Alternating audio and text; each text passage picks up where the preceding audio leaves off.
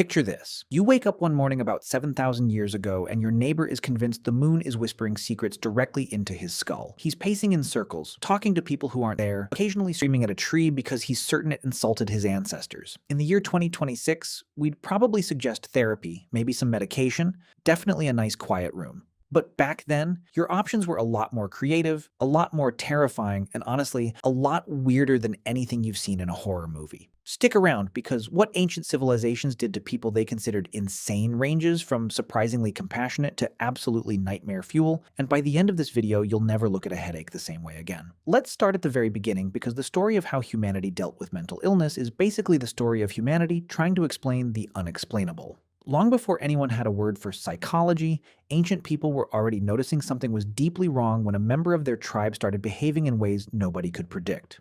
Someone laughing at funerals, someone refusing to eat because they believed the food was cursed. Someone convinced they could fly, right up until they tried proving it off a cliff. These weren't rare occurrences.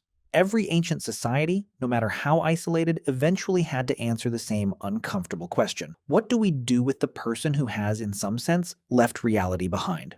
And here's where things get wild, because one of the oldest known treatments for mental illness wasn't a potion, a prayer, or a priest. It was a hole, literally a hole drilled straight into the skull. This procedure is called trepanation, and archaeologists have found skulls from as far back as 6,500 BCE with neat, deliberate holes bored into them. And get this, many of these skulls show signs of healing, meaning the person survived the procedure, sometimes more than once. Imagine going through brain surgery with a sharpened flint rock and somehow living to tell the tale. Twice. Now you might be thinking, why on earth would anyone think drilling into someone's head would help with erratic behavior? The leading theory is almost poetic in its logic. Even if the execution was horrifying, ancient people believed that abnormal behavior, seizures, violent outbursts, hallucinations were caused by evil spirits trapped inside the skull, pressing against the brain, causing all that chaos. So what's the obvious solution? Give the spirit an exit, drill a hole, let the demon escape, and hopefully the person returns to normal. It's essentially the Stone Age version of "Have you tried turning it off and on again?" Except the "it" is a human skull, and the "on and off" involves actual bone fragments. Some anthropologists argue trepanation wasn't purely spiritual either. There's evidence it may have also been used to treat physical head trauma, like relieving pressure from swelling after an injury, which honestly isn't as medically far-fetched as it sounds. When it came to what we'd now call mental illness, the spiritual explanation dominated. And that single idea, that madness comes from something invading the body from outside, is going to follow us through nearly every civilization in this video.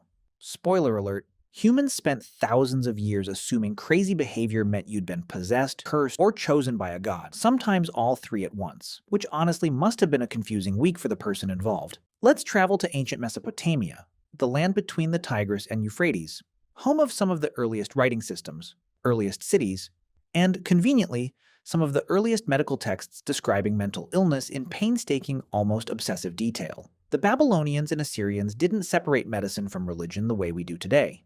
If you were hearing voices, having violent mood swings, or wandering off into the desert mumbling to yourself, the diagnosis wasn't chemical imbalance. It was demonic possession. Full stop. Mesopotamian priests called ashipu were essentially exorcists with a medical license. They'd examine the patient, identify which specific demon or god was responsible based on the exact symptoms, and then perform an elaborate ritual to drive it out. And I do mean elaborate. We're talking chanting specific incantations, burning particular herbs, sometimes parading the afflicted person through the streets while townspeople threw things at them to symbolically drive out the evil spirit. Yes, ancient Iraqis were essentially doing exorcisms with a live audience participation element, thousands of years before anyone invented reality television, though arguably the concept hasn't changed all that much. There's a particularly fascinating detail buried in these ancient texts. The Babylonians actually cataloged different types of what we'd now call psychiatric symptoms with surprising specificity. One tablet describes a condition where a person's mind is changed and they experience overwhelming sadness, hopelessness, and inability to function. Sound familiar? That's essentially an ancient description of depression, except instead of "see a therapist," the prescribed treatment was identifying which god you'd offended and making the appropriate offerings. Forgot to sacrifice to the right deity last month? Well, that explains why you can't get out of bed. Simple, really. But it wasn't all exorcisms and demon blaming. Mesopotamian doctors, separate from the priests, also kept records of symptoms with an almost clinical eye, noting patterns, tracking which treatments seemed to help and which made things worse. In a strange way, this makes ancient Mesopotamia one of the earliest places on Earth where humans were simultaneously treating mental illness as both a spiritual crisis and something worth systematically documenting. They were running experiments without realizing they were running experiments, which honestly is more scientific rigor than some modern wellness influencers manage. Now let's hop over to ancient Egypt, a civilization famous for pyramids, mummies, and apparently dream therapy. The Egyptians had a unique take on mental illness compared to their neighbors. Rather than locating the mind in the brain, which they largely dismissed as unimportant, Egyptian medical thought placed emotional and mental experience in the heart. This is actually why, during mummification, the heart was carefully preserved for the afterlife, while the brain was, quite unceremoniously, hooked out through the nose and thrown away. If you were an ancient Egyptian brain, you were basically considered biological packing material. Because of this heart-centered belief system, Egyptian treatments for what we'd now call anxiety, depression, or hysteria often focused on restoring balance and harmony to the body as a whole. One of their most fascinating approaches involved something called temple sleep, or incubation. Sufferers would travel to specific temples, often dedicated to healing gods, and literally sleep inside the temple grounds. The idea was that the gods would visit them in dreams, either healing them directly or providing guidance through priests who specialized in dream interpretation the next morning. It's essentially the world's oldest sleep clinic, except instead of a machine measuring your REM cycles, you've got a priest waiting outside, ready to tell you what the god Imhotep meant when you dreamed about a crocodile eating your sandals.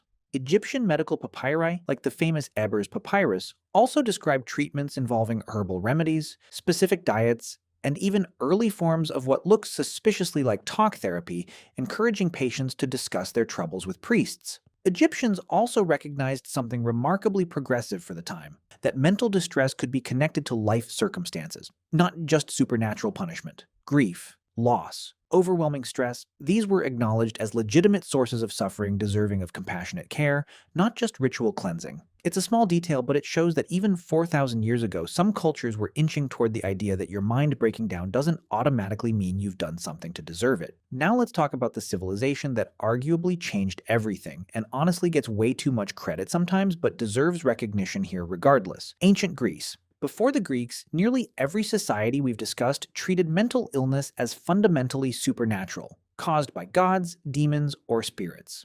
Then along comes a physician named Hippocrates, around 400 BCE, who essentially stands up and says, "Wait a minute, what if this isn't about angry gods at all? What if it's biological?" Revolutionary idea for the time, considering most people were still blaming curses for everything from bad crops to bad moods. Hippocrates proposed what became known as the four humors theory. According to this framework, the human body contained four essential fluids: blood, phlegm, black bile, and yellow bile, and your physical and mental health depended entirely on these fluids being in proper balance. Too much black bile, and you'd become melancholic, sad, withdrawn, hopeless. Too much yellow bile, and you'd become irritable, aggressive, prone to outbursts. This might sound absurd to us now, but understand how radical this was at the time.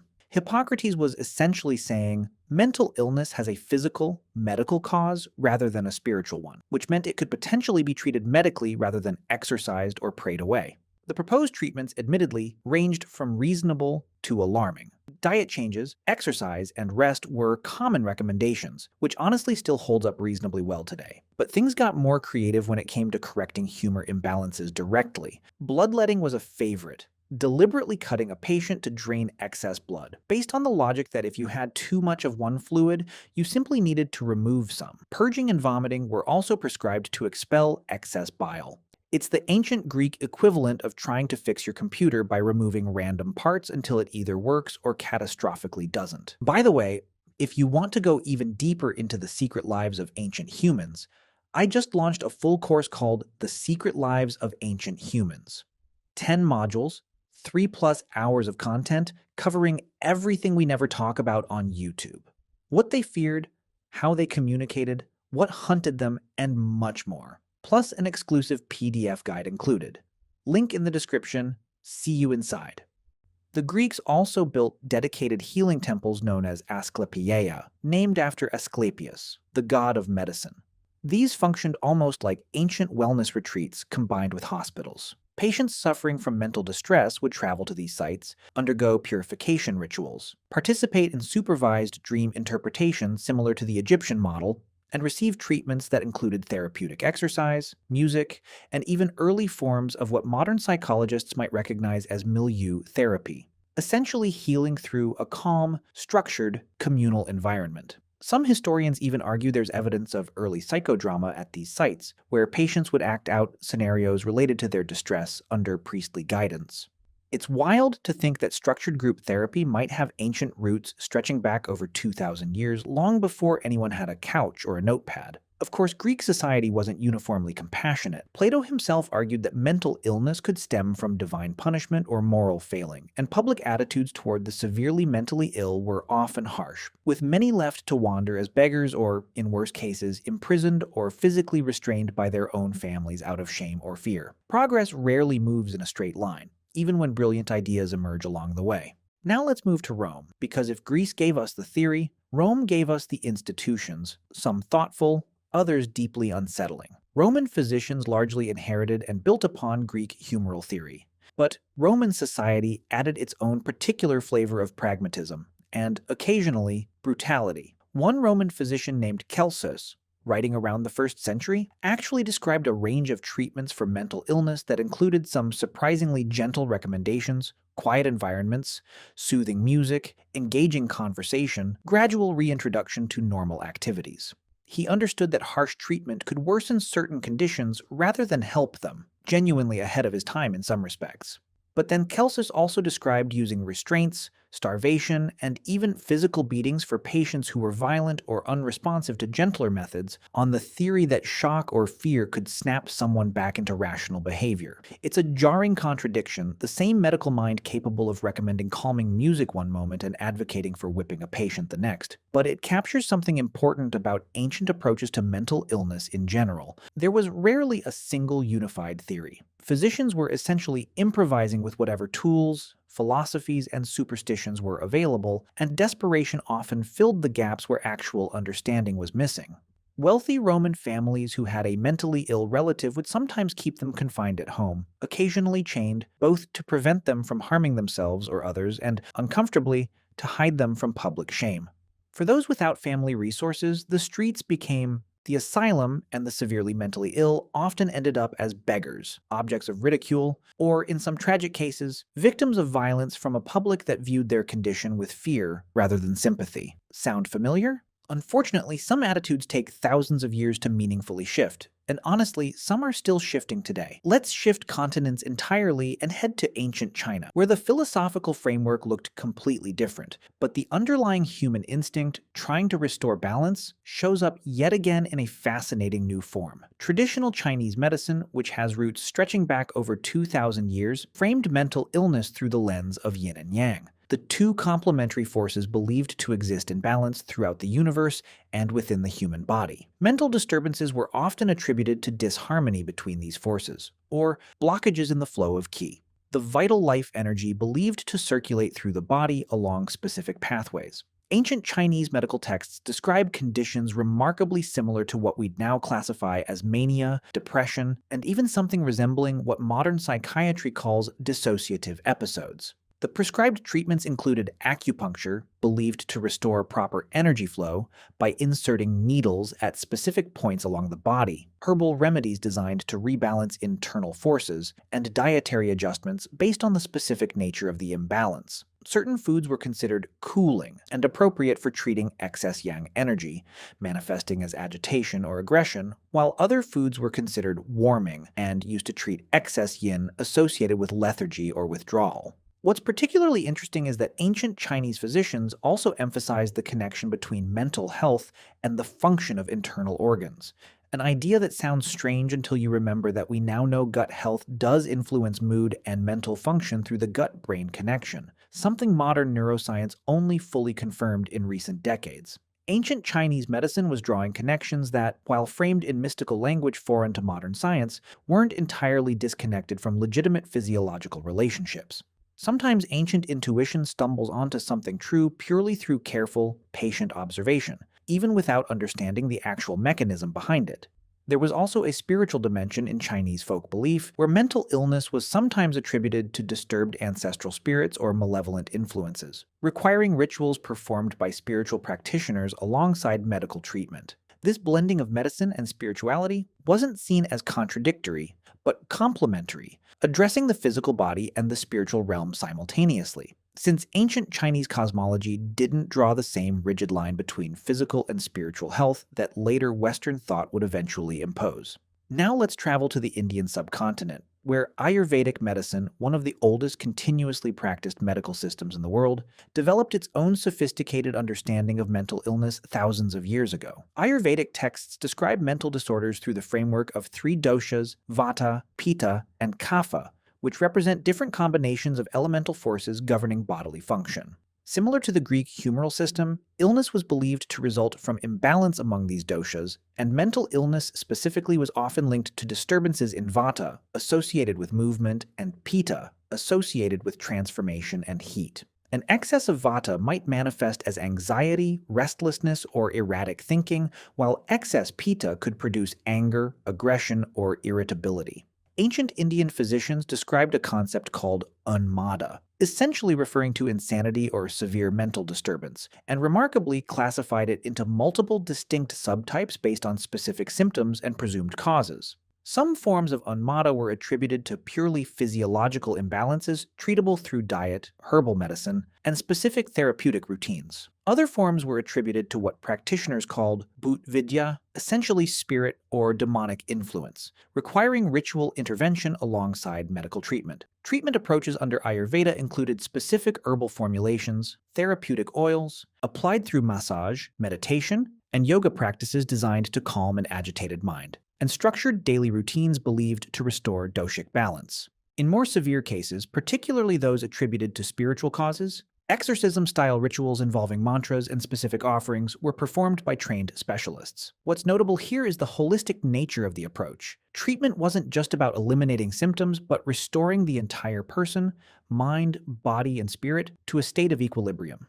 Given how much modern mental health treatment now emphasizes holistic approaches, combining medication with therapy, lifestyle changes, and mindfulness practices, it's worth noting how far back this integrated philosophy actually stretches. Now let's cross the ocean entirely, to the Americas, where indigenous cultures developed their own rich, complex frameworks for understanding mental and emotional disturbance, frameworks that were tragically overlooked, dismissed, or actively suppressed by later European colonizers who assumed their own limited understanding represented the only valid form of medicine. Among many Native American tribes, mental illness wasn't necessarily viewed through a purely medical lens at all, but often understood as a spiritual crisis, a sign that a person had lost harmony with themselves, their community, or the natural world. Healers, often called medicine men or shamans depending on the specific tribal tradition, played a central role in diagnosis and treatment. Their methods often included elaborate ceremonies, the use of sacred plants, purification rituals like sweat lodges, and communal support designed to reintegrate the afflicted person back into their social and spiritual community rather than isolating them. One particularly fascinating aspect of many indigenous approaches was the relative lack of stigma attached to certain forms of altered mental states. In numerous tribal traditions, individuals who experienced visions, heard voices, or displayed behavior outside typical social norms were sometimes viewed not as broken or cursed, but as potentially gifted, chosen by spirits for a particular spiritual role within the community, perhaps destined to become healers or spiritual guides themselves. This stands in fairly stark contrast to many other ancient cultures we've discussed, where similar symptoms were treated as something dangerous requiring elimination or exorcism, rather than potential spiritual significance worth cultivating. That said, this wasn't universal either. Severe, disruptive, or violent behavior was still recognized as something requiring intervention, and various tribes developed their own specific ceremonies, herbal treatments, and communal support systems for individuals whose distress went beyond what could be integrated positively into community life. The Aztecs, for their part, had physicians who used an extensive pharmacopoeia of herbs and plants for treating what we'd now recognize as symptoms of anxiety, depression, and psychosis, alongside spiritual explanations rooted in their complex religious cosmology involving specific gods associated with madness and mental affliction. Now, let's step back for a moment and notice the pattern running through literally every single civilization we've covered, whether it's Mesopotamian demons, Egyptian heart imbalances, Greek humors, Chinese key disruption, Indian doshic imbalance, or indigenous spiritual crisis, every single ancient culture, independently, without any communication between most of them, arrived at strikingly similar conclusions. Something invisible has gone wrong inside this person. It's not entirely their fault, and there exists some ritual, treatment, or intervention capable of restoring them. This is honestly one of the most fascinating things about studying ancient approaches to mental illness. Despite vastly different religious systems, wildly different scientific understanding, and zero communication between most of these civilizations, humans across the entire planet kept arriving at remarkably parallel conclusions. Maybe that says something profound about how deeply uncomfortable humans have always been with the idea that a mind can simply break for no clear reason. We've always needed an explanation, a cause, something to point to, because the alternative, that suffering can simply happen randomly, without cosmic meaning, is somehow even harder to accept. There's also something quietly humbling in realizing just how much ancient trial and error actually got right, even while wrapped in language and frameworks that seem bizarre or superstitious to us now. The Greek emphasis on rest, calm environments, and gradual reintegration mirrors modern therapeutic principles. The Chinese connection between physical and mental health foreshadows discoveries about the gut-brain axis that took modern science thousands of years to formally establish. The Egyptian practice of encouraging patients to talk through their troubles with a trained listener isn't wildly different from the foundational principle behind modern talk therapy. Even trepanation, horrifying as it sounds, occasionally provided legitimate relief for conditions involving actual physical pressure on the brain purely by accident through a process built entirely on spiritual reasoning rather than anatomical understanding. Of course, we can't romanticize this too much either. For every moment of accidental medical insight, there were countless documented cases of individuals suffering unimaginably under systems that offered no real relief, only ritual, restraint, or outright abandonment. Ancient mental health treatment existed on a brutal spectrum, from temples offering genuine comfort and community, to chains, beatings, and public humiliation for those unlucky enough to be born into a family or culture with less patience for compassion. And troublingly, echoes of both extremes persisted for centuries afterward, well into eras we think of as far more civilized than the ancient world, with asylums in supposedly enlightened periods often proving just as brutal, if not more so, than anything practiced in antiquity. So next time you hear someone casually use the word crazy or insane without a second thought, it might be worth remembering just how long and how hard humanity has struggled to actually understand what's happening when a mind stops working the way we expect it to. For most of recorded history, we didn't have therapists, we didn't have medication, we barely even had language for what was happening. What we had instead was an Ashipu priest chanting over a suffering patient in Mesopotamia, a Greek doctor prescribing rest and quiet music beside a healing temple, a Chinese physician carefully inserting needles to restore the flow of unseen energy, an Ayurvedic healer blending herbs based on centuries of accumulated observation, and a tribal medicine man leading a sweat lodge ceremony meant to restore harmony between a suffering individual and the world around them. It's easy to look back at all of this and feel a sense of superiority, to think how far we've come. How much smarter modern medicine is compared to demons and drilled skulls. And in many ways, that's absolutely true. But it's also worth remembering that every single one of these ancient approaches, flawed and strange as they often were, represented humanity's ongoing, desperate, deeply persistent attempt to answer a question we still haven't fully solved even today. What actually happens inside a mind that breaks, and how exactly do we help bring it back? Modern neuroscience has given us extraordinary tools: brain imaging, targeted medication, evidence-based therapy, but the fundamental mystery of consciousness and mental suffering remains, in many respects, only partially understood, even now. Maybe that's the strangest thought to sit with as this video wraps up. Somewhere, thousands of years from now, future humans might look back at our current understanding of mental illness with the same mixture of fascination and disbelief we feel looking back at trepanned skulls and exorcism rituals. Perhaps they'll marvel at how we relied on medication with side effects we barely understood, or therapeutic techniques that, in hindsight, missed obvious insights that later generations would consider basic knowledge. History has a funny way of making every era's best efforts look primitive to whoever comes next. If there's one thing worth taking away from this entire journey across Mesopotamia, Egypt, Greece, Rome, China, India, and the Americas, it's this. The struggle to understand and treat the human mind isn't a footnote in history. It's one of the oldest, most persistent threads running through every single civilization that has ever existed, connecting ancient priests and modern psychiatrists through a shared, timeless goal, trying to help another human being find their way back to themselves. And if nothing else, at least we can be grateful that modern treatment doesn't usually involve a rock, a hole in your skull, and hoping for the best.